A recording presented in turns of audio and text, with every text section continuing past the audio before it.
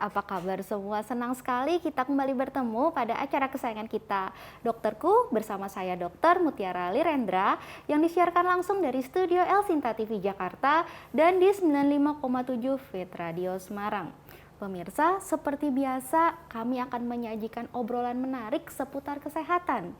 Dengan topik perbincangan hari ini, ragam upaya pengendalian hepatitis di Puskesmas Jakarta. Kita kenalan lebih dalam nih, apa itu hepatitis? Apakah sama dengan patah hati? Tentu beda ya pemirsa ya. Dengan narasumber kita, perwakilan dari Dinas Kesehatan Provinsi DKI Jakarta, seorang dokter umum dari Puskesmas Kecamatan Johar Baru, yaitu Dr. Krisendi Hakim. Untuk para pemirsa yang ingin bertanya seputar pengendalian pencegahan hepatitis, boleh telepon ke telepon interaktif kami di 0212520666 atau ke email kami di dokterku.elsinta@yahoo.co.id dengan format nama, spasi tempat tinggal, spasi usia, spasi pertanyaannya. Dan hari ini spesial banget untuk dua penanya beruntung yang bertanya via email, via telepon, via DM ke Instagram kami akan mendapatkan hadiah dari Sebamed Indonesia berupa paket Sebamed Anti Dry pH 5,5 nomor dry skin problem. Untuk itu yuk langsung telepon, langsung tanya, langsung DM, langsung email aja. Kalau gitu kita sapa Dokter Kris yang udah ada di sini. Halo dokter, apa kabar? Halo, selamat pagi Dokter Muti. Selamat pagi pemirsa El Sinta. Pagi dok, hari ini senang banget Dokter Kris bisa hadir di sini untuk cerita ya. Apa aja sih pengendalian hepatitis di Puskesmas Jakarta. Tapi ngomong-ngomong nih ya dok, sebelum kita ngomongin hepatitis, kita belajar hepar dulu ya dok ya, hati gitu ya dok ya, supaya pemirsa di rumah tahu gambarannya hati itu seperti apa. Mungkin boleh dijelaskan dok, organ hati itu tuh apa dan fungsinya untuk apa dan kenapa penting banget nih jangan sampai terkena hepatitis. Silahkan dokter Kris. Oke baik, selamat pagi pemirsa El Sinta, pemirsa dokterku dimanapun Anda berada. Perkenalkan, nama saya Dr. Krisendi Hakim, saya dokter dari Puskesmas Kecamatan Johar Baru, Dinas Kesehatan Provinsi DKI Jakarta. Oke, sesuai yang sudah kita pertanyaan tadi, kita akan membahas apa itu hati. Nah, jadi hati itu adalah organ yang berada di kuadran kanan atas pada bagian abdomen atau perut, di mana dia memiliki fungsi yang penting. Yang pertama, memiliki fungsi untuk membantu berbagai metabolisme pada saluran pencernaan, yang kemudian membantu proses detoksifikasi. Begitu. Oke, emang fungsinya banyak ya dok ya, banyak. untuk metabolisme, detoksifikasi, untuk terkait produksi sel darah merah juga ya dok ya, kalau sampai terganggu bisa pasti anemia, terus kan juga terkait pengeluaran bilirubin, karena itu juga merupakan racun ya dok ya. Betul. Nah sekarang kita masuk nih, kalau tadi kita udah belajar terkait hepar, hati itu apa, kemudian hepatitis itu tuh apa sih dok, silahkan dok. Oke, saya akan jelaskan. Jadi penyakit hepatitis adalah penyakit peradangan pada sel-sel hati atau liver. Nah, penyakit hepatitis ini disebabkan oleh pertama karena infeksi virus. Kedua, karena konsumsi alkohol berlebihan. Ketiga, karena penggunaan obat-obat tertentu. Keempat, karena infeksi bakteri. Kelima, infeksi cacing. Dan yang keenam, karena penyakit autoimun. Nah, untuk penyebab hepatitis yang disebabkan karena virus, itu sifatnya bisa menularkan ke orang lain. Nah, kemudian untuk yang disebabkan hepatitis karena virus ini, kita mengenal ada 5 jenis virus hepatitis. Virus hepatitis A, virus hepatitis B, virus hepatitis C, virus hepatitis D, dan virus hepatitis E. Nah, kelima jenis virus inilah yang menyebabkan berbagai permasalahan kesehatan di dunia, termasuk di Indonesia. Kemudian, untuk perjalanan penyakitnya dan gejalanya, hepatitis ini terbagi dua. Ada hepatitis akut dan hepatitis kronis. Untuk hepatitis kronis, itu sifatnya dia tiba-tiba dan berlangsung untuk jangka pendek. Nah, kemudian hepatitis yang kronis, itu dia berlangsung perlahan dan dia untuk jangka panjang biasanya, dia berada di dalam tubuh si penderita dalam jangka panjang. Sehingga si penderita kadang-kadang tidak menyadari kalau ternyata dia sudah mengidap hepatitis. Nah, kemudian hepatitis ini juga cukup berbahaya ya, terutama hepatitis B dan C, di mana bisa menyebabkan komplikasi penyakit sirosis hati, penyakit kanker liver, hingga bahkan menyebabkan kematian. Oke, tadi dokter sempat sebut ada Hep A, hepatitis B, hepatitis C, hepatitis D, hepatitis E. Udah kayak alfabet ya dok ya? Iya. Terus abis itu juga tadi ada pembagiannya terkait akut maupun kronis ya dok ya. Kalau akut kan sifatnya cepat. Terus lalu kalau kronis yang lebih lama ya biasanya ya dok ya. Oke, boleh nggak dok sebelum kita masuk nih mungkin ke Hep B, Hep C, jelaskan secara singkat dulu dong dok. Apa sih itu Hep A, apa itu Hep B, C, D, E dok kan? Yang kayak alfabet itu boleh nggak dijelaskan dok? Silakan dok. Oke, mungkin saya akan menjelaskan dulu untuk data kejadian di dunia maupun di Indonesia ya dok. Nah, jadi penyakit hepatitis ini merupakan permasalahan utama di dunia termasuk di Indonesia. Untuk data penderita pengidap hepatitis di dunia, untuk hepatitis B itu mencapai sekitar 2 miliar orang di berbagai belahan dunia. Nah, kemudian untuk hepatitis B kronis itu mencapai sekitar 240 juta orang mengidap hepatitis B kronis. Kemudian untuk hepatitis C itu terdapat kira-kira 170 juta orang mengidap hepatitis C. Nah, kemudian pada penderita hepatitis B dan C ini diperkirakan 1,5 juta orang meninggal setiap tahunnya di berbagai belahan dunia. Nah, kemudian untuk di Indonesia sendiri, kita termasuk negara dengan kasus hepatitis B nomor 2 terbanyak di negara-negara WHO yang termasuk dalam Southeast Asian Region. Nah, kemudian bagaimana dengan data-data atau kasus hepatitis di Indonesia? Nah, untuk di Indonesia, kasus penderita hepatitis B dan C menurut hasil Wiskesdas tahun 2013 itu mencapai 20 juta orang. Jadi angka yang cukup banyak. Nah, dengan prevalensi hepatitis B kurang lebih 7,1% dan hepatitis C 1%. Nah, begitu. Nah, jadi dari tingkat endemisitasnya bisa dibilang untuk hepatitis B di Indonesia termasuk endemisitasnya menengah hingga tinggi. Nah, di mana hepatitis B dan C ini sangat infeksius dan berbahaya dan menyebabkan berbagai komplikasi mulai dari sirosis hati, kanker hati dan juga bisa menyebabkan kematian. Jadi perlu kita ketahui ini. Oke, jadi memang banyak kasusnya B sama C. Mungkin Hep A itu penyebabnya hepatitis virus A ya, dok ya. Penularannya fekal oral dari makanan yang terkontaminasi. Nah, biasanya kalau Hep A itu biasanya self limiting disease ya, dok ya, bisa sembuh sendiri karena gejalanya biasanya saluran cerna. Nggak begitu kita takut ya, dok ya. Yang Hep B, yang Hep C ya, dok, yang agak bikin deg-degan nih karena bikin sirosis sama kanker hati. Kalau Hep B itu penyebabnya virus hepatitis B, sedangkan kalau misalnya Hep C virus hepatitis C ya dok ya. Dan menariknya penularannya ya dok ya, penularannya kalau virus hepatitis B dan C itu karena berkontak dengan cairan penderita ya dok ya. Misalnya karena hubungan seksual yang tidak aman, dengan ibu hamil yang tentu transmisi ke si janin ya dok ya. Terus Hep B, Hep C, Hep D ya dok ya. Hep B berarti related dengan hepatitis B ya dok ya.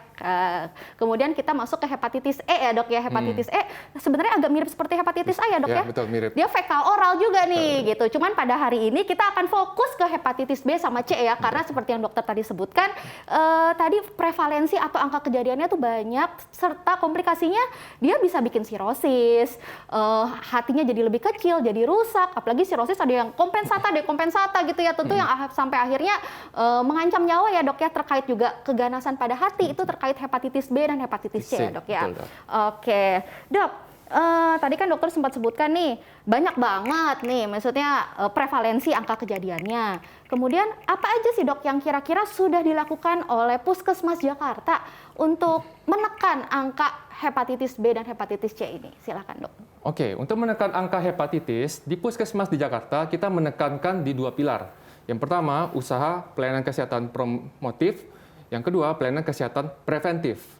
Untuk pelayanan kesehatan promotif itu adalah suatu upaya yang bertujuan untuk meningkatkan pengetahuan masyarakat melalui pembelajaran. Sebagai contohnya untuk hepatitis ini, hepatitis E dan A dan E, kita mengadakan penyuluhan perilaku hidup bersih dan sehat. Nah, kemudian untuk hepatitis B dan C, kita biasanya juga mengadakan penyuluhan. Begitu. Nah, kemudian upaya pelayanan kesehatan preventif, yaitu adalah suatu upaya untuk mencegah dan mengurangi angka-angka yang tidak kita inginkan yang akan terjadi di masa depan. Sebagai contohnya, kita untuk hepatitis B, kita ada target sasarannya untuk ibu hamil dan pada catin, kita akan melakukan screening. Kemudian, untuk hepatitis C, kita melakukan screening pada populasi kunci yang beresiko. Apa itu? Yang pertama, orang dengan HIV positif. Yang kedua, orang dengan pengguna jarum suntik. Kemudian orang yang rutin melakukan hemodialisa, orang yang pernah menerima transfusi darah. Kemudian yang kelima, warga binaan pemasyarakatan atau narapidana. Kemudian yang keenam, itu orang yang tinggal serumah dengan orang yang mengidap hepatitis C. Jadi itu termasuk beresiko. Makanya kita namakan dengan populasi kunci. Oke, jadi ada yang promotif preventif, lalu ada yang kuratif juga, kuratif Dok? dan rehabilitatif. Nah, boleh jelasin lagi nggak, Dok? Kira-kira yang promotif preventif, misalnya nih, kalau Hep A sama Hep E, misalnya datang ke sekolah-sekolah memberikan edukasi. Terus kalau misalnya untuk Hep B, Hep C juga terkait edukasi, apa sih, Dok, yang disampaikan? Bisa tolong dijelaskan, Dok? Oke. Untuk hepatitis B dan C, ini kita melakukan berbagai edukasi bagaimana lebih ke pencegahannya. Karena hepatitis B dan C ini menular melalui darah dan juga melalui cairan tubuh yang banyak pada hepatitis B. Nah, jadi kita biasanya untuk di puskesmas, kita melakukan kerjasama lintas program dan lintas sektor. Nah, sebagai contoh, untuk hepatitis ini kita juga bisa bersamaan dengan usaha kesehatan sekolah untuk mengadakan penyuluhan di berbagai sekolah-sekolah. Sehingga di sekolah, setiap murid atau siswa yang terutama di usia remaja memiliki pemahaman yang dari dini mengenai hepatitis, sehingga mereka di kemudian hari harus tetap melakukan pencegahan sehingga tidak tertular penyakit hepatitis B maupun C. Kemudian juga kita lakukan penyuluhan pada kelompok-kelompok kunci tersebut. Ya, sama tadi pada kelompok kunci pada hepatitis C itu banyak pada orang dengan HIV positif, orang yang rutin menjalani hemodialisa, itu juga harus kita sampaikan dan kita edukasi mengenai penyakit hepatitis B dan C. Oke, lalu, kalau misalnya itu kan tadi untuk promotif dan preventif. Lalu kalau gimana nih kalau yang udah kena gitu ya, maksudnya kan dilakukan dengan rehabilitatif dan kuratif. Tapi jangan dijawab dulu, Dok. Setelah jeda pariwara berikut ini, jangan kemana-mana, tetap di Dokterku.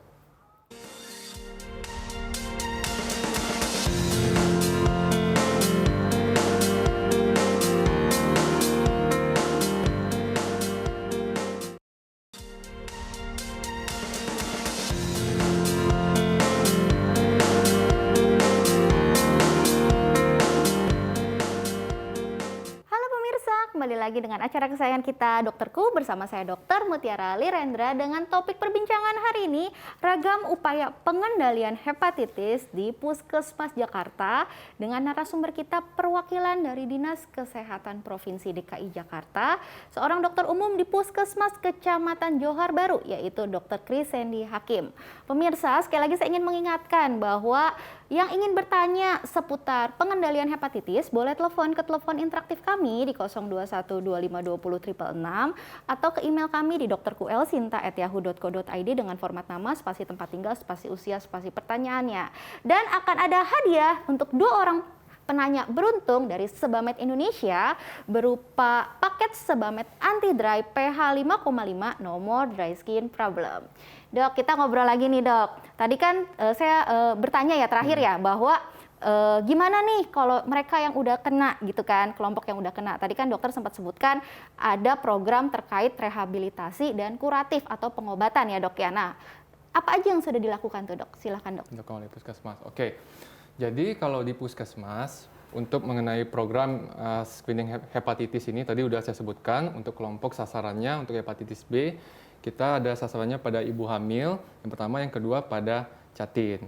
Nah, pertama saya bahas dulu yang mengenai sasaran pada calon pengantin.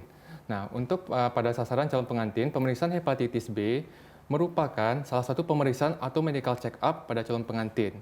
Nah, di mana pemeriksaan ini disediakan oleh pemerintah DKI Jakarta untuk mengoptimalkan kesehatan si calon pengantin ini yang akan berubah tangga. Nah, kemudian si calon pengantin ini yang akan melakukan pemeriksaan ini, ketika hasilnya dinyatakan positif, maka kita akan merujuk ke fasilitas yang lebih lanjut untuk dilakukan pemeriksaan lebih lanjut ataupun terapi lebih lanjut untuk pengobatannya, Dok. Nah, makanya itu dinamakan dengan kuratif atau rehabilitatifnya ke fasilitas lebih lanjut. Nah, kemudian apabila setelah selesai dilakukan pelayanan kesehatan, maka akan keluar dalam bentuk sertifikat kesehatan untuk pernikahan. Itu untuk pada catin.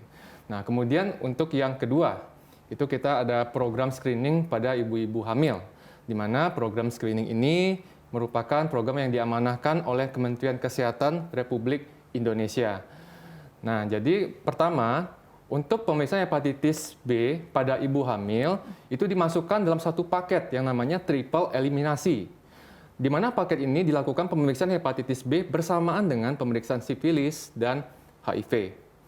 Nah, untuk pemeriksaan triple eliminasi ini dapat dilakukan di poli kesehatan ibu dan anak di puskesmas. Nah, terutama di ibu-ibu hamil, itu dapat dilakukan pada ibu hamil yang antenatal care pada kunjungan pertama di trimester pertama.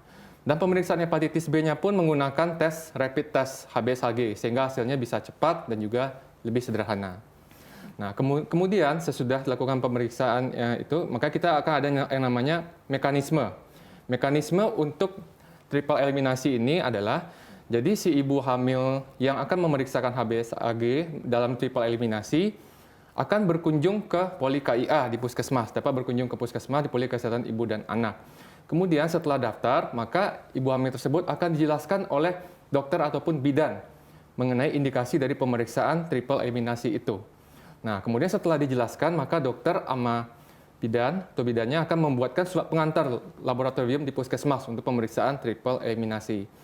Nah, untuk pemeriksaan triple eliminasi ini, untuk pencegahannya juga dapat dilakukan dan juga dapat dirujuk oleh bidan ataupun dokter praktek mandiri atau bidan praktek mandiri ataupun rumah sakit. Nah, jadi ibu-ibu hamil yang konsultasi di periksa kehamilan yang biasa di 4 tempat tadi bisa juga kontrol dan memeriksakan HBsAg-nya dalam triple eliminasinya ke puskesmas.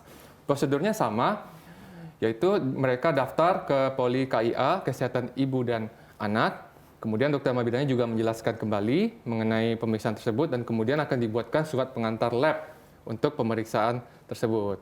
Nah, sesudah hasilnya keluar, pemeriksaan triple eliminasi tersebut, ibu hamil tersebut bisa kembali kontrol ke tempat mereka sebelumnya kontrol, yaitu di dokter ataupun bidan praktek mandiri ataupun di rumah sakit. Nah, begitu. Nah, kemudian bagaimana dengan bayi yang baru lahir dengan ibu dengan hepatitis B-nya yang positif atau reaktif? Nah, jadi bayi yang baru lahir tersebut kita berikan yang pertama imunisasi hepatitis B0. Kemudian yang kedua kita berikan vitamin K. Dan yang ketiga diberikan hepatitis B imunoglobulin. Oke, bagaimana apabila bayi tersebut lahir dari ibu yang non-reaktif atau tidak hepatitis B? Maka kita hanya memberikan dua. Yang pertama imunisasi hepatitis B0 dan yang kedua vitamin K. Nah, kemudian untuk bayi yang dengan hepatitis yang lahir dari ibu dengan hepatitis B positif tersebut tidak sampai di situ saja. Nah, jadi bayi-bayi tersebut akan terus kita follow up hingga mereka berusia 9 sampai 12 bulan dan akan dilakukan pemeriksaan HBsAg untuk dipastikan apakah mereka hidup dengan hepatitis ataupun mereka negatif hasil hepatitisnya. Oke, kita bahas sekarang yang catin dulu nih, Dok, yang calon pengantin ya, Dok ya. Calon pengantin yang mau menikah berarti diperiksa ya, Dok ya, untuk screening kesehatan termasuk hepatitis B ya, Dok ya. Nah, Dok, berarti cewek cowok kan ya, Dok, bukan cewek aja ya? Iya. Berarti kedua ya calon suami dan calon istri juga diperiksakan. Itu sebagai syarat untuk mendaftar ke KUA atau gimana sih, Dok, untuk terkait teknisnya? Ya, jadi di puskesmas kita, secara teknis kita ada yang namanya poli catin. Nah, poli inilah yang menyediakan layanan-layanan pemeriksaan untuk calon pengantin. Nah, jadi bisa langsung didaftarkan di puskesmas, nanti ada berbagai pemeriksaan. Dan salah satunya ada pemeriksaan HBsAg yang barusan kita jelaskan. Oke, jadi memang maksudku kayak suatu kewajiban untuk para calon pengantin nih. Betul. Selain mengurus terkait administrasi negara, terkait kesehatannya ya, dan puskesmas memberikan fasilitas itu ya, Dok, karena ada beberapa panel pemeriksaan ya, Dok ya. Oke. Jadi, lalu kalau misalnya untuk ibu hamil, Dok, misalnya kan tadi itu merupakan kelompok berisiko ya, Dok ya. Terus ada pemeriksaan dan juga terkait kalau sampai persalinan dilihat nih bayinya dari ibu yang Hep B atau enggak gitu kan, dan terus dievaluasi gitu ya. Nah, itu biasanya pemeriksaan untuk misalnya hepatitis B, hepatitis C dilakukan di trimester berapa nih? Ya, dilakukan di trimester pertama, Dok, pada kunjungan antenatal care. Oke, jadi pas trimester pertama ANC ya, Dok ya, langsung diperiksakan gitu. Oke, sambil kan nanti terkaitkan nanti dia ANC ya si ibunya ya, si ibunya pas ibu hamil ANC juga terus pasti periksakan kesehatannya mungkin sama dokter atau sama bidan. Yeah. Lalu kalau misalnya nih untuk anaknya kan berarti kan seorang ibu hamil yang dengan hepatitis bisa lahiran di puskesmas, Dok? Ya, bisa. Bisa. Dan sambil kita lihat ya untuk evaluasi si anaknya kalau misalnya ibu dengan hepatitis diberikan imunoglobulin, Vitka, terus sama vaksin Hep B0 gitu ya, Dok ya. Tapi kalau misalnya yang ibu dengan non Hep B tetap dikasih Vitka sama imunisasi hepatitis B0 ya, Dok ya. Sebagai tambahan, Dok, pada anak yang lahir bayi yang lahir dari ibu yang hepatitis B positif, 3 hal tadi diberikan dalam 24 jam pertama. Oke, jadi puskesmas mampu menangani untuk persalinan ibu dengan hepatitis ya, dan terkait untuk penanganan si bayinya. Tapi tentu kalau misalnya si ibu dengan hepatitis saat hamil terkait itu pasti dia akan dikonsultasikan ke dokter ya, Dok ya? Ke dokter, dia maksudnya di pengobatan lebih lanjut, kita rujuk, Dok. Oh, pasti dirujuk ya, Dok ya? Oke, tapi untuk persalinan puskesmas masih mampu untuk menangani. Oke. Lalu, Dok, kalau misalnya nih kan tadi dokter sempat sebut dilakukan pemeriksaan Hep B, Hep C gitu ya, pas trimester 1. Nih. Tapi gimana dong, Dok, untuk wanita ibu hamil udah kepalang hamil gede 9 bulan gitu. Apakah terus, Dok, saya belum pernah pemeriksaan apa-apa nih. Nah, kira-kira tetap dilakukan atau gimana tuh, Dok? Ya, oke. Jadi itu tetap kita lakukan. Ya, jadi misalkan ada ibu hamil yang akan melahirkan dan sebelumnya belum pernah nih periksa antenatal care, periksa kehamilan di puskesmas. Itu kita puskesmas sebagai pintu pertama untuk pencegahan dan pengendalian penyakit, kita tetap akan menerimanya dan akan melakukan pemeriksaan triple eliminasi, yaitu hepatitis B, sifilis, dan HIV. Nah, dan juga sebagai info tambahan, apabila ada ibu yang HBsAg-nya positif, itu kita akan terintegrasi dalam sistem yang masuk dalam Pusdatin Kemenkes yang dinamakan dengan aplikasi SIHAPI, Sistem Informasi Hepatitis dan Penyakit Infeksi Saluran Cerna. Nah, jadi di mana pada aplikasi SIHAPI itu bisa dimonitoring siapa-siapa saja ibu hamil yang positif HBsAg-nya. Nah, sehingga nanti anak-anak yang bayi baru lahir dari ibu yang positif tersebut dapat dipantau hingga usia 9 sampai 12 bulan. Oke. Lalu, Dok, berarti kalau misalnya nih pas lagi pemeriksaan, dia nggak tahu status hepatitisnya. Pas ibu hamil, pas lagi diperiksa, ternyata HBsAg-nya positif atau reaktif. Itu langsung ke daftar di suatu sistem ya, Dok ya? Dan setelah itu dia akan dirujuk atau gimana, Dok? Untuk terkait pemeriksaan selanjutnya, evaluasi selanjutnya atau gimana, Dok? Dok? Apabila HBsAg-nya positif, itu pasti akan dirujuk ke fasilitas kesehatan lebih lanjut, dalam contohnya ini ke rumah sakit. Nanti di rumah sakit pun akan dievaluasi lagi nih si ibu hamil ini, dan kemudian akan dilakukan pemeriksaan penunjang juga. Nah, kemudian diperiksa lagi apakah membutuhkan pengobatan atau tidak. Itu tergantung dari dokter di rumah sakit nanti. Oke, dan tergantung kondisi dari si ibunya kondisi ya, Dok? Kondisi ibunya ya? juga, betul, Dok. Oke. Lalu, Dok, pertanyaan berikutnya yang menjadi keresahan masyarakat. Pemeriksaannya kan banyak, mahal, diganti, ditanggung, gratis, apa gimana nih, Dok? Oke, tenang aja. Semuanya pemeriksaan termasuk pemberian hepatitis B imunoglobulin itu ditanggung oleh pemerintah. Ya, jadi pemerintah Indonesia memberikan ini untuk masyarakat yang membutuhkan. Jadi hepatitis B imunoglobulin ini harganya cukup mahal ya, Dok ya. Dia mencapai 1,5 sampai 2 juta. Nah, jadi kita syukur banget nih kita di cover untuk ini, Dok. Nah, jadi kita harus mensyukuri ini. Gratis ya, Dok, gratis, ya. Nggak usah untuk para ibu hamil, para calon pengantin. Yuk periksakan status hepatitisnya ke puskesmas. Lalu, Dok, kalau misalnya nih untuk orang-orang yang berisiko gitu, misalnya tenaga kesehatan yang nggak sengaja ketusuk jarum pasien hepatitis gitu, apakah dia bisa memeriksakan status hepatitisnya ke puskesmas dan juga termasuk gratis juga, Kak, Dok? Ya, bisa. Jadi pada petugas yang misalkan tersuntik pasien dengan hepatitis positif, nah itu bisa dibuatkan surat keterangan dari instansinya. Contohnya dari rumah sakit sebelumnya bisa dibuatkan surat keterangan, dan kami puskesmas akan kami cross check lagi. Nah, apabila memang memenuhi syarat, akan kita lakukan pemeriksaan hepatitis. Oke, jadi untuk orang-orang berisiko pun bisa melakukan pemeriksaan status hepatitisnya ke puskesmas ya, Dok ya. Oke, Dok, tadi kan kita udah banyak bahas hepatitis B nih. Bagaimana dengan hepatitis C terkait pencegahan dan pengendaliannya? Jangan dijawab dulu setelah jeda pariwara berikut ini. Jangan kemana-mana, tetap di Dokterku.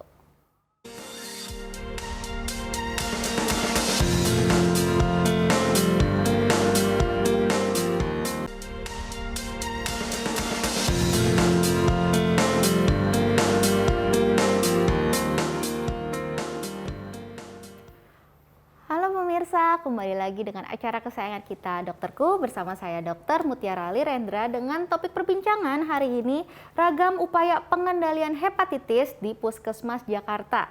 Dengan narasumber kita perwakilan dari Dinas Kesehatan Provinsi DKI Jakarta, yaitu dokter umum dari Puskesmas Kecamatan Johar Baru, Dr. Krisandi Hakim. Untuk para pemirsa yang ingin bertanya seputar pengendalian hepatitis di Puskesmas Jakarta, boleh telepon ke telepon interaktif kami di 0212520 atau ke email kami di dokterkuelsinta@yahoo.co.id dengan format nama, spasi tempat tinggal, spasi usia, spasi pertanyaannya. Dan akan ada 2 hadiah untuk 2 pemenang yang bertanya, yang beruntung nih yang bertanya kepada kami dari Sebamed Indonesia berupa paket Sebamed Anti Dry pH 5,5 nomor dry skin problem. Yuk kalau gitu langsung tanya aja, telepon, email, DM boleh banget kami supaya bisa dapat hadiahnya. Dok, tadi kan dokter udah cerita terkait screening pemeriksaan hepatitis B. Lalu kalau screening pemeriksaan hepatitis C itu gimana, Dok? Silakan, Dok. Oke, kalau screening hepatitis C ini ditujukan untuk populasi kunci yang beresiko, itu yang paling utama. Yang pertama, pada pasien yang pengguna jarum suntik, kemudian pasien dengan HIV positif, pasien yang rutin melakukan hemodialisa, pasien yang pernah mendapatkan transfusi, kemudian warga pembinaan masyarakat atau narapidana, kemudian yang keenam, pasien yang hidup serumah dengan hepatitis C. Nah, jadi untuk screeningnya ini kurang lebih sama seperti hepatitis B. Pemeriksaannya menggunakan tes rapid seperti hepatitis B. Nah, kemudian misalkan setelah diperiksa hasil hepatitis C-nya positif, dia mengidap hepatitis C. Nah, itu akan kita lakukan terlebih dahulu pemeriksaan viral load. Di mana viral load tersebut apabila di puskesmas tidak ada pemeriksaannya di lab, itu pasti akan dirujuk ke fasilitas yang lebih lengkap seperti di rumah sakit. Oke, jadi untuk kelompok-kelompok yang berisiko ya, Dok ya, misalnya ada riwayat transfusi, penggunaan jarum suntik, atau mungkin tenaga kesehatan yang nggak sengaja tertusuk jarum yang terkontaminasi hepatitis C juga boleh diperiksakan ya, Dok ya. Dan ada dilanjutkan jika misalnya hasilnya positif dengan pemeriksaan viral load lah atau jumlah virus ya, Dok ya. Betul. Itu bisa dilakukan di puskesmas atau dirujuk ke fasilitas? Biasanya dirujuk, Dok ya. Tapi kalau di puskesmas cukup hanya yang tersedia aja. Kalau tersedia bisa langsung di puskesmas. Tapi kalau di puskesmasnya tidak tersedia, kita akan merujuk ke rumah sakit. Oke. Dan gratis kan, Dok? Ya. Jadi semua pemeriksaan hepatitis B dan hepatitis C untuk screening di puskesmas itu gratis ya, Dok ya. Ditanggung oleh Dinas Kesehatan DKI Jakarta. Oke, Dok. Misalnya nih, kalau ada pasien yang pemeriksaan Hep C-nya tadi positif, kemudian diperiksakan viral load gitu ya, terus emang ada indikasi untuk terapi gitu kan, gimana tuh, Dok, untuk alur untuk mendapatkan obatnya? Dan apakah bisa dapatkan secara gratis? Kemana aja gitu kira-kira jika seseorang sudah Hep C positif, terus diperiksakan viral load dan dengan pemeriksaan dokter, misalnya memang sudah ada indikasi terapi gitu, silahkan, Dok. Oke, jadi apabila pasien melakukan pemeriksaan hepatitis B dan ternyata hasilnya dikonfirmasi positif, nah makanya pasti akan kita rujuk ke fasilitas yang bisa melakukan pengobatannya. Dalam hal ini pengobatan hepatitis C untuk saat ini ada obat yang namanya DAA, Direct Active Antiviral. Nah, di mana obat DAA ini menurut penelitian para ahli diyakini bisa menyembuhkan kurang lebih 95% pasien dengan hepatitis C. Nah, untuk obat DAA ini di Jakarta hanya tersedia 14 rumah sakit. Nah, di mana aja tuh, Dok? Bisa disebutin nggak, Dok? Ada di Jakarta Utara, Jakarta Pusat, Jakarta Barat, Jakarta Selatan, dan Jakarta Timur. Nah, sebagai contohnya di Jakarta Pusat itu ada rumah sakit RSCM dan RSPAD. Nah, untuk rumah sakit yang lainnya mungkin bisa ditanyakan di puskesmas terdekat. Nanti ada detail-detailnya akan diinfokan sesuai dengan alamatnya. Oke, jadi untuk orang-orang yang dengan hepatitis C bisa dapat DAA ya, Direct Acting Antivirus ya, Dok ya, dan itu gratis ya tadi dengan gratis. rumah sakit yang mungkin dirujuk sama si puskesmas ya, Dok ya. Dan rumah sakit ini termasuk dalam jejaring untuk pengelolaan pelayanan pengobatan DAA. Jadi rumah sakit khusus, Dok. Oke, jadi jejaring ya. Ya, jejaring. Oke, terus biasanya cukup maksudnya si pasien cukup memberitahu statusnya dan kayak udah ada pemeriksaannya dan bawa KTP itu aja cukup akhirnya bisa dapat DAA gitu, Dok? Iya. Oke. Ya, pastinya ke puskesmas dulu, nanti puskesmas juga akan menyertakan keterangan, nah itu nanti kita akan bantu memprosesnya untuk mendapatkan pengobatan di rumah sakit. Oke. Nah, jadi kita puskesmas sebagai pintu pertama lah gitu. Oke, pintu pertama. Jadi kalau misalnya ada sesuatu datang ke Iya, puskesmas dulu aja ya dok ya. Kita siap menjawab semua pertanyaannya. Siap menjawab kegalauan. Kalau iya. misalnya memang perlu pemeriksaan lebih lanjut atau pengobatan lebih lanjut, pastikan puskesmas akan mengarahkan dirujuknya Pasti. kemana nih dengan fasilitas kesehatan yang tentu lebih tinggi ya dok ya. Ya, dok, Oke. betul. Berikutnya dok, kalau misalkan tadi Hep C ditanggung ya dok ya, dalam arti ada rumah sakit jejaring. Untuk Hep B juga prinsipnya jadi nanti pasien dengan Hep B datang ke puskesmas, nanti puskesmas yang akan merujuk gitu dok? Ya, jadi kalau hepatitis B itu sama seperti hepatitis C juga, jadi pasti petugas yang kalau misalkan menemukan pasien dengan hepatitis B positif akan dirujuk ke fasilitas lebih lanjut. Di mana di fasilitas lebih lanjut tersebut juga akan ada lagi pemeriksaan lebih lanjut, karena hepatitis B kan lumayan lebih rumit ya daripada hepatitis C, dan obatnya pun juga sesuai dengan fase akut maupun fase kronisnya, makanya pasti dirujuk ke rumah sakit. Gitu. Oke, jadi memang ada pemeriksaan lebih lanjut. Supaya tahu misalnya indikasi terapi atau enggak, karena kan enggak semua pasien Hep B itu diterapi ya dok ya, betul. dilihat lagi viral load-nya, HbAg-nya, mungkin fibrosisnya sejauh mana gitu ya dok ya. Betul, Oke, nah sekarang kita akan berikan kesempatan untuk para pemirsa ya dok ya untuk bertanya. Untuk para pemirsa yang ingin bertanya seputar pengendalian hepatitis, bisa telepon ke telepon interaktif kami di 0212520666 atau ke email kami di dokterkuelsinta@yahoo.co.id dengan format nama, spasi usia, spasi tempat tinggal, spasi pertanyaan ya. Karena akan ada 2 hadiah untuk 2 penanya beruntung dari Sebamed Indonesia berupa paket anti dry dari Sebamed pH 5,5 nomor dry skin problem. Dok, ini sudah ada yang bertanya nih dari Ibu Wida di Bekasi. Dok, ayah saya usia 60-an. Kemarin sempat MCU dan SGOT SGPT-nya di atas normal, tapi tadi tidak begitu tinggi, mungkin borderline ya, mungkin tinggi sedikit gitu kali ya. Tapi saya tidak merasakan gejala apapun selama ini. Fisik juga normal, tampak sehat-sehat aja. Apakah bisa diperbaiki dengan pola makan? Apa makanan yang perlu dihindari? Apa perlu minum obat juga? Silahkan dokter. Oke, jadi kalau misalkan SGOT atau SGPT-nya mengalami peningkatan ataupun dia itu borderline, itu kembali lagi kita harus mencari tahu dulu penyebabnya apa. Pada penyakit pada hati kan banyak penyebabnya nih, pada karena hepatitis atau karena perlemakan hati atau karena penyakit yang lain-lainnya. Jadi kita pastikan dulu penyebabnya apa. Nah, kalau misalkan penyebabnya karena penyakit perlemakan pada hati, nah pastinya kita akan mengurangi makan makanan yang berlemak, kita edukasinya. Nah, jadi kembali lagi tergantung penyebabnya. Makanya saya menyarankan untuk pemeriksaan dulu ke dokter atau ke vaskes terdekat untuk mencari tahu penyebabnya apa. Gitu. Oke, jadi memang kan SGOT, SGPT itu merupakan parameter untuk fungsi hati ya. Tentu kalau memang meningkat, mungkin bisa terjadi sesuatu pada si hati, bisa peradangan. Tergantung etiologinya apa ya dok ya. Makanya mungkin dicari tahu misalnya apakah perlemakan hati, apa virus. Apa jangan-jangan autoimun ya dok ya. Jadi makanya kalau seperti itu mungkin perlu dikonsultasikan ke dokter ya. Dulu. Supaya tahu apa dan jangan langsung sembarangan minum obat tertentu ya dok ya. Jangan langsung ke puskesmas aja mungkin nanti supaya puskesmas mengarahkan nih sebaiknya apa yang harus dilakukan dan harus mungkin kalau berobatnya kemana gitu ya dok ya. Betul. Oke. Pertanyaan berikutnya dok dari Ibu Dewi 50 tahun di Jakarta.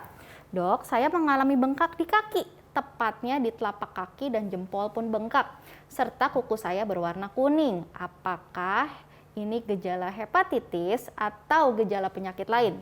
Silahkan dok. Oke, kalau di sini kan kita lihat hanya kuku saja yang berwarna kuning ya. Nah, jadi memang untuk hepatitis itu ada 2 fasenya. Ada pre-ikterik dan fase ikterik.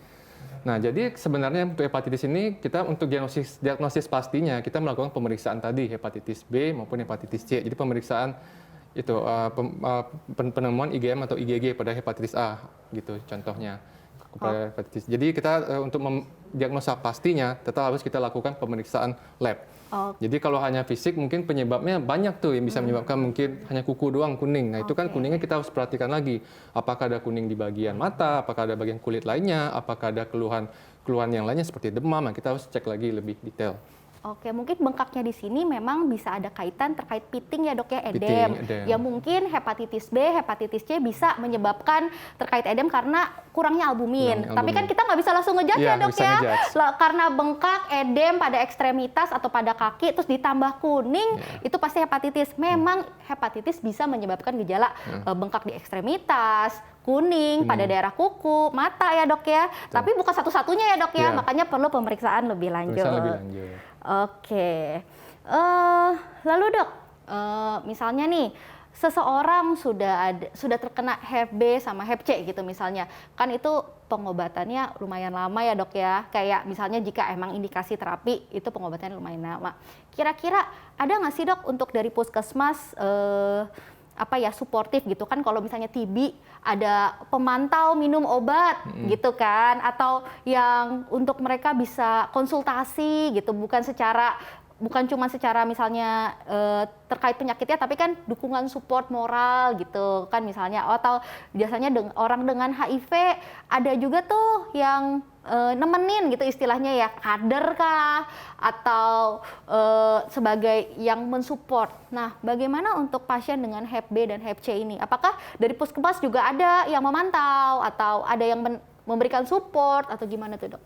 Ya, kalau untuk mungkin saya memberikan contoh di puskesmas kami ya, di Puskesmas Kecamatan Johar Baru. Ini kita juga menyediakan layanan konseling.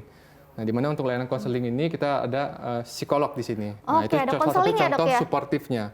Ya, kadang-kadang orang kan hepatitis B dan C itu ada yang namanya stigma. Kadang-kadang mereka merasa depresi gitu dok, terkena penyakit ini. Nah, jadi kita menyediakan suportifnya dengan adanya layanan psikolog dok. Oh, oke. Jadi ada konseling dari psikolog ya pada Puskesmas Kecamatan Johar Baru ya. Jadi supaya bisa curhat ya dok ya. Dalam arti apa sih yang dirasakan pasien ketika diketok palu, didiagnosis hepatitis B dan hepatitis C. Oke, jadi Puskesmas Johar Baru memberikan dukungan ya dok ya. Oke. Dok, setelah ini kita akan bahas nih gimana mencegahnya terkait hepatitis segala macam itu tuh yang dari A, B, C, D, E. Setelah jeda pariwara berikut ini. Jangan kemana-mana, tetap di Dokterku.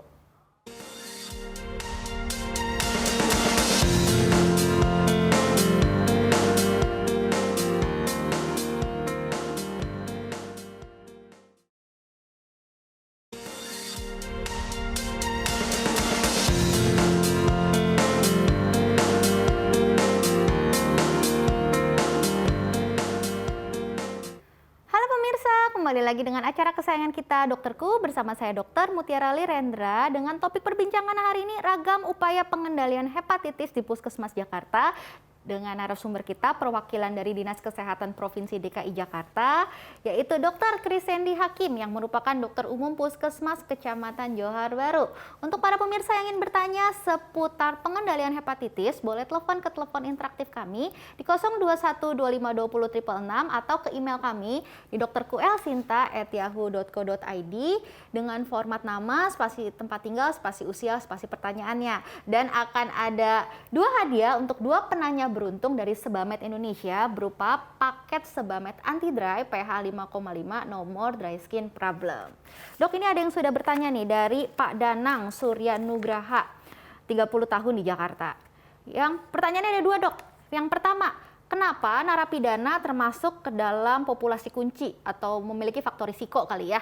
Yang kedua, apakah hepatitis B dan hepatitis C di cover oleh BPJS? Silahkan dokter.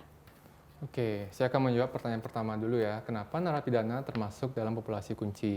Ya, karena mereka melakukan perilaku yang beresiko seperti hubungan seksual yang tidak aman ataupun pengobatan menggunakan obat-obatan terlarang gitu. Sebagai contohnya ini ya narkoba. Makanya pada program hepatitis C kami melakukan screening untuk populasi kunci. Salah satunya adalah warga pembinaan masyarakat atau narapidana. Kemudian pertanyaan nomor 2, apakah semua narapidana termasuk mungkin ini dok, maksudnya apakah semuanya narapidana akan diperiksa hepatitis C gitu? Maksudnya kan narapidana kan banyak ya dok ya gitu. Kayak KDRT juga mungkin jadi narapidana gitu. Silakan dok. Ya, jadi sebelum pemeriksaan itu pastinya petugas akan melakukan screening dulu dok terhadap narapidana tersebut. Apabila setelah di screening dan memang harus dilakukan pemeriksaan, maka akan dirujuk ke bagian laboratorium untuk dilakukan pemeriksaan hepatitis. Karena dilihat lagi ya, maksudnya apakah si narapidana ini punya faktor risiko atau enggak. Lalu dok, apakah Hep B, Hep C di cover BPJS dok? Ya, hepatitis B dan C di cover oleh BPJS. Ya, makanya sebelum orang tersebut didiagnosa pastinya kan ada pemeriksaan dulu, pemeriksaan lab. Itu pun juga di cover. Nah, apabila dengan BPJS, kemudian kalau positif pun ya ketika dirujuk ke rumah sakit untuk mendapatkan terapi lebih lanjut itu juga di cover dengan BPJS. Wah, memang ini program pemerintah DKI Jakarta untuk pengendalian hepatitis luar biasa banget ya, Iya. Dok ya. Jadi dari pemeriksaan, screening, sampai kalau pengobatan, sampai semua. nanti si anaknya kalau misalnya lahir dari ibu hepatitis B itu di-cover semua ya, Di-cover, Dok ya. iya. Oke, Dan- jadi nggak usah takut, nggak usah khawatir. Yuk kalau misalnya nih untuk calon pengantin, ibu hamil, atau orang-orang yang beresiko, langsung cek aja datang ke puskesmas ya, Dok ya. Oke, Dok. Gimana dong, Dok, untuk mencegah terjadinya, kita mulai dari Hep A sama Hep E dulu deh. Iya. Gimana untuk mencegah terjadinya Hep A, Hep E? Karena kan Hep A, Hep E terkait dari makanan yang terkontaminasi ya, Dok ya. Iya, Dok. Silakan, Dok. Oke, untuk pencegahan hepatitis A dan E itu dengan melakukan perilaku hidup bersih dan sehat. Di antaranya kita melakukan pertama rutin cuci tangan dengan sabun dan air mengalir, terutama sebelum makan, setelah menyediakan makanan ataupun setelah menggunakan toilet. Kemudian yang kedua, hindari penggunaan barang-barang pribadi bersama seperti gosok gigi, handuk, kemudian peralatan makan. Kemudian yang ketiga, masaklah makanan itu sampai matang. Kemudian makanan yang direbus hingga air mendidih. Nah, jadi itu, Dok, untuk mencegah terjadinya hepatitis A dan E. Oke, gitu. lalu kalau untuk hepatitis B dan hepatitis C, gimana tuh, Dok, untuk pencegahannya? Oke, hepatitis B dan C pastinya pencegahannya harus menghindari perilaku seksual yang berisiko, menghindari penggunaan obat terlarang. Kemudian jangan lupa harus melakukan screening apabila mereka merasa kok saya ini berisiko. Pasti setiap orang tersebut yang sudah kita edukasi dengan promosi kesehatan, mereka akan tahu mereka ini berisiko. Nah, makanya juga penting yang namanya promosi kesehatan. Apabila orang tersebut berisiko harus dilakukan pemeriksaan hepatitis B dan C bisa di puskesmas. Gitu. Oke, jadi yang pertama kalau Hep A sama Hep E perilaku bersih hidup sehat ya, Dok ya. Iya, bersih Terus berarti sehat. makanan, cuci tangan, penting banget, cuci tangan. memang penting banget cuci tangan ya, Dok 6 ya. langkah cuci tangan. Langkah cuci tangan, terus habis itu kalau makan makanannya yang bersih, pastikan bersih Bersih. dan matang ya, Dok ya.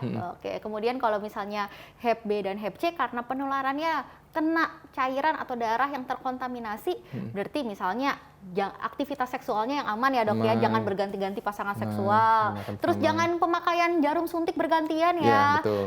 Oke, lalu memang kan juga untuk ibu hamil dan janin itu bisa kena. Makanya penting banget untuk ibu hamil cek ya status hepatitisnya ke puskesmas ya. Oke, Dokter Kris, nggak kerasa kita udah ngobrol-ngobrol hampir 1 jam tentang terkait pengendalian hepatitis di Jakarta. Memang luar biasa banget ya dari DKI Jakarta ini untuk programnya yang benar-benar di-cover sama pemerintah ya, Dok ya. Oke. Terima kasih Dokter Kris, terima kasih untuk Puskesmas Kecamatan Johar Baru, dan terima kasih untuk Provinsi DKI Jakarta, dan terima kasih untuk pemirsa El Sinta yang setia menyaksikan program Dokterku. Seperti biasa, sebelum berpisah, izinkan aku untuk sharing nih tips kesehatan, tips menjaga kulit supaya tidak kering, karena mungkin ada orang-orang tertentu yang memiliki risiko kulit kering atau penyakit-penyakit kronis, misalnya DM, diabetes, psoriasis, atau autoimun gitu, misalnya psoriasis. Lalu misalnya orang dengan aktopik pasti memiliki risiko penyakit ya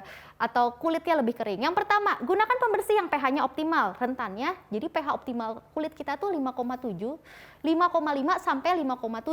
Karena pH yang terlalu basah dapat merusak mental acid yang berguna sebagai lapisan pelindung kulit.